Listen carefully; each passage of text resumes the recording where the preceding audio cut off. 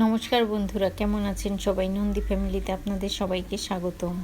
সকাল সকাল চা বানিয়ে নিয়েছি, চা নাস্তা করে নিলাম। আজকে কেক দিয়ে চা খাবো, আর সাথে আছে রুটি, বন রুটি। আসলে এই রুটিটা আমার খুবই পছন্দ। আজকে মন একটু চা খেতে চেয়েছে, তাই ওকে অল্প একটু চা দিলাম। চা নাস্তা খেয়ে এবার দুপুরে রান্নাবাড়া শুরু করেছি। প্রথমে তেলে দিয়ে দিলাম কালো জিরে ফোড়ন, আর এবার রসুন কুচি। আসলে আজকে পাট শাক রান্না করব। পাট শাকের রান্নাটা আপনাদের সাথে একটু শেয়ার করি। পাট শাকটা খুব ভালো মতো ধুয়ে বেছে কেটে নিয়েছি। এবার রসুনটা ভাজা হয়ে গেলে দিয়ে দিব পেঁয়াজ আর কাঁচামরিচ। অনেকগুলো কাঁচামরিচ দিয়েছি, একটু ঝাল ঝাল করে রান্না করব। আসলে শাক একটু ঝাল করে রান্না করলে খেতে ভালো লাগে।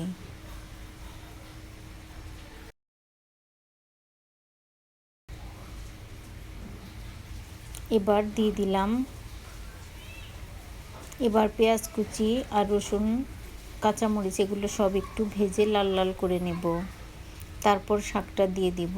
আসলে খুবই সহজ এই শাক রান্না, তবে খেতে ভীষণ ভালো লাগে পাট শাক।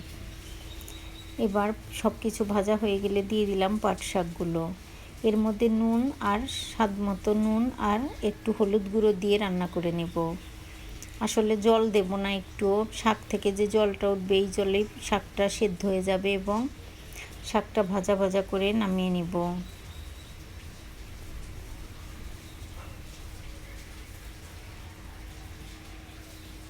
আর এভাবে করে পাট শাক রান্না করলে একটু তিতা লাগে না, খেতে ভীষণ ভালো লাগে।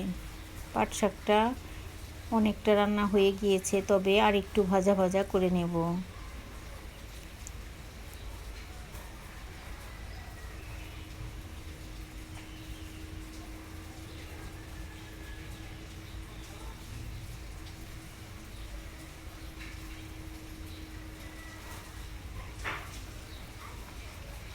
আসলে প্রতিদিন কী রান্না করব এটা একটা চিন্তা। আজকে কী রান্না করব, কালকে কী রান্না করব, প্রতিদিন।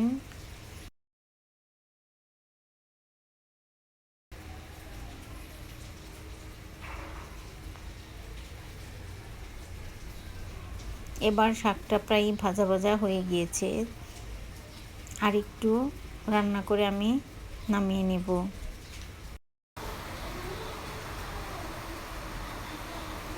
এইভাবে শাক রান্না করলে খেতে ভীষণ ভালো লাগে। আমার শাক রান্নাটা হয়ে গেছে। এবার আমি শাকটা চুলা থেকে নামিয়ে নিব। বসিয়ে দিব আমের চাটনি।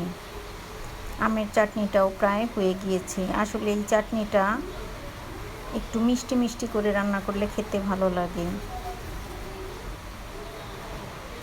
আমার বাসায় প্রায় প্রতিদিনই আমের চাটনিটা রান্না হয়, মাঝে মধ্যে এক আধ দিন বাদ যায়। আসলে এই চাটনি খেতে ভীষণ পছন্দ করি, আর ভাত খাওয়ার পরে এই চাটনিটা খেতে মন চায়।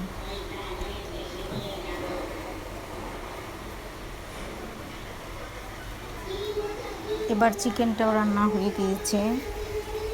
চুলাটা আমি বন্ধ করে দিয়েছি। দুপুরের রান্না আজকের মতো হয়ে গিয়েছে। আর আমি কলার বড়া ভেজে নিলাম। আসলে অনেকগুলো কলা এনেছে আপনাদের দাদা, তবে কলাগুলো একটু পাকা, নষ্ট হয়ে যাবে, এজন্য ময়দা, চিনি আর কলা দিয়ে এই বড়াগুলো বানিয়ে নিলাম। এই বড়াগুলো অনেক মজার।